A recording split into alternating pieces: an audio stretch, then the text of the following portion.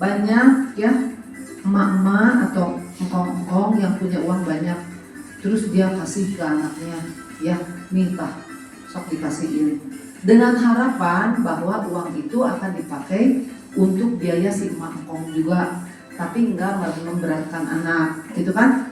Tapi ternyata setelah diberi, anaknya itu berubah sikap. Jadi emak engkongnya tuh ya diurus ala kadar weh gitu. Malah ada yang mengatakan, geus we mama mah jeung papa di panti jompo we, di ditu mah loba babaturan. Terus aya program-program, aya acara.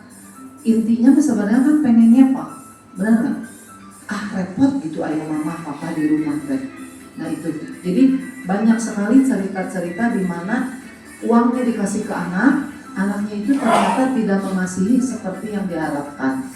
Saya nggak mau. Ya, jadi saya pikir, saya pakai heula.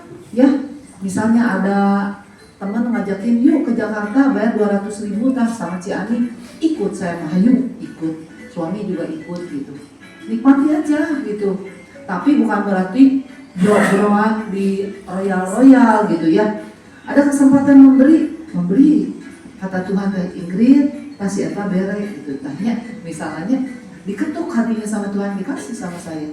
Tapi saya juga hati-hati di dalam memberi, nggak mau dimanfaatkan. Oh tiba-tiba orang datang nempel gitu ke saya. Jadi saya yang jadi juru selamat, nggak mau saya.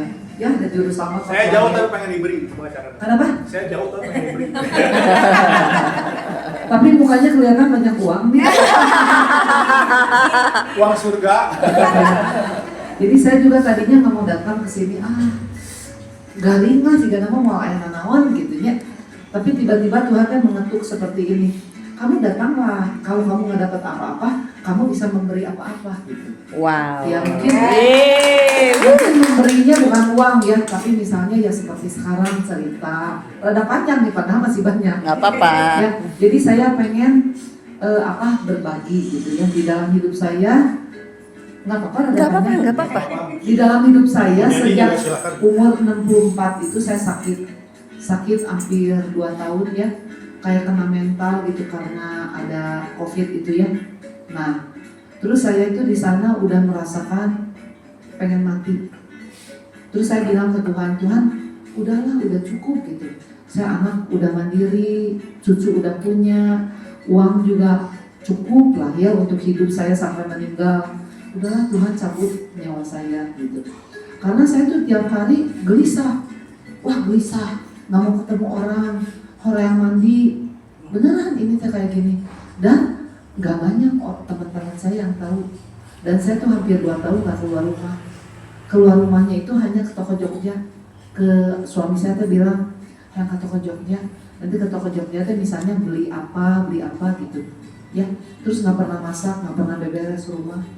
Udah main di jelma kayak mayat hidup gitu. Tapi Tuhan tuh nggak menjawab, nggak mencabut nyawa saya. Jadi saya bilang ganti doanya. Tuhan kalau memangnya engkau nggak mau cabut nyawa saya, sok pulihkan saya. Terus pulihkan saya, pakai hidup saya. Mau apa aja. Nah itu tadi ada teman tiba-tiba, Ingrid kurang pelawatan yuk, hayu. Nah ini satu kegiatan Tuhan kasih. Terus adik saya bilang gini, kan nama saya tuh Ingrid Yani Margareta Cahyadi. Jadi kalau disingkat apa? IMC kan? Nah adik saya bilang IMC itu diganti Intentional and Meaningful for Christ. Wow. Artinya punya tujuan dan bermakna di dalam Kristus. Jadi sekarang hidup saya kemana juga saya harus ingat, harus ada tujuan untuk Kristus dan harus bermakna untuk Kristus. Jadi misalnya saya naik Grab, saya happy naik Grab karena suku saya baru kecelakaan di operasi, jadi nggak bisa nyetir. Kalau saya nggak bisa diantar sama suami ya saya naik Grab.